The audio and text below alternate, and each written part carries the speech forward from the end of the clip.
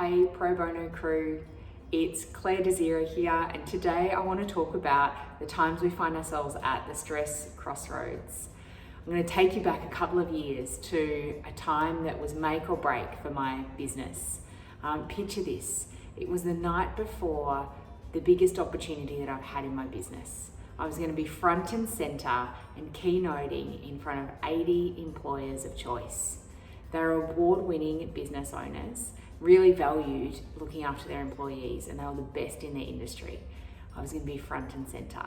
Not only that, but the state government was going to be endorsing my work and the work of my business as officially being an organisation that could build supportive, productive and mentally healthy workplaces, especially during change.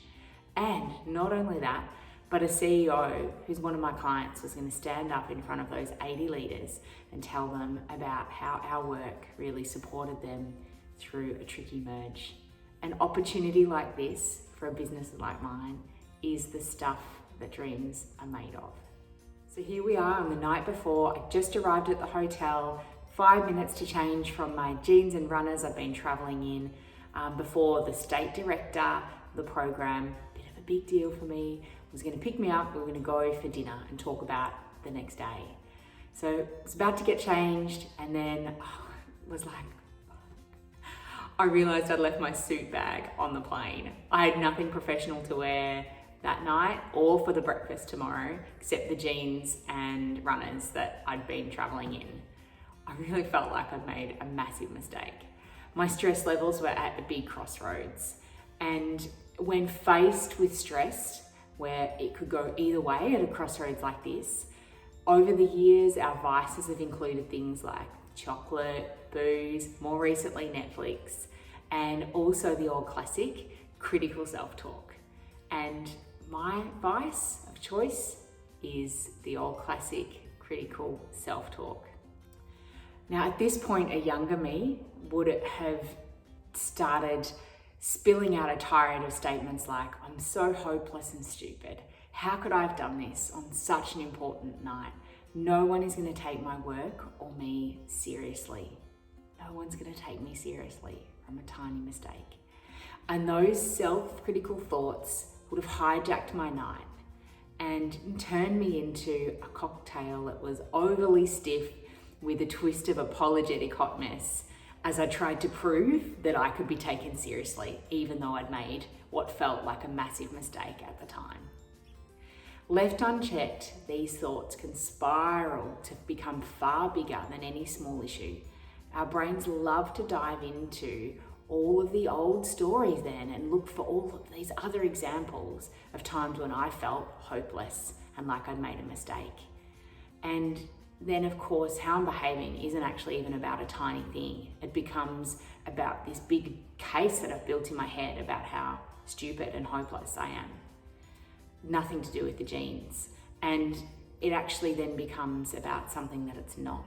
And me being hopeless becomes the only truth that's available for me at the time. But that's not the only way.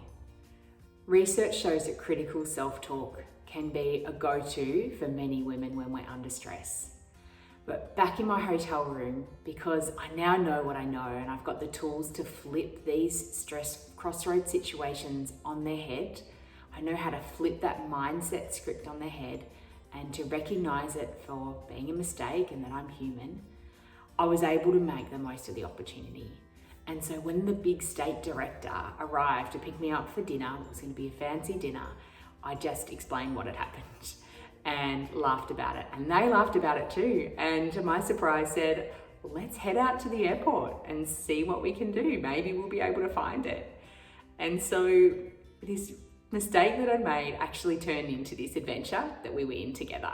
And instead of me feeling like I was making stiff small talk while I was quietly shaming myself for being hopeless, we had a great conversation about travel adventures and how things go wrong, and how even when things go wrong, sometimes they end up being part of the adventure or being part of the lesson that you need to learn.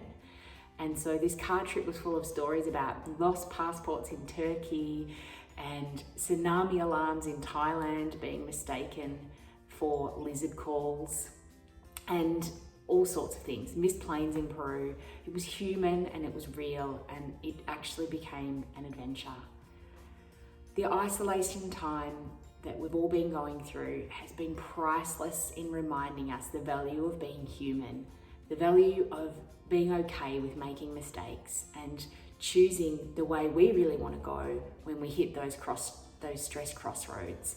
Which way can this go if we own mistakes and keep moving forward, and we watch the pattern that our thoughts are in and that they don't go in this wild thought loop, and we can catch them and keep moving forward rather than building up a big case against ourselves for making tiny mistakes. During this isolation time, kids have been Zooming through the back of Zoom calls, and parts of our life we've traditionally tried to keep separate are all over each other in a heap. I hope that after all the heartache and heaviness that the world has been going through, that we remember the value of being human over perfect. It wins every time. It allows us to connect in new ways.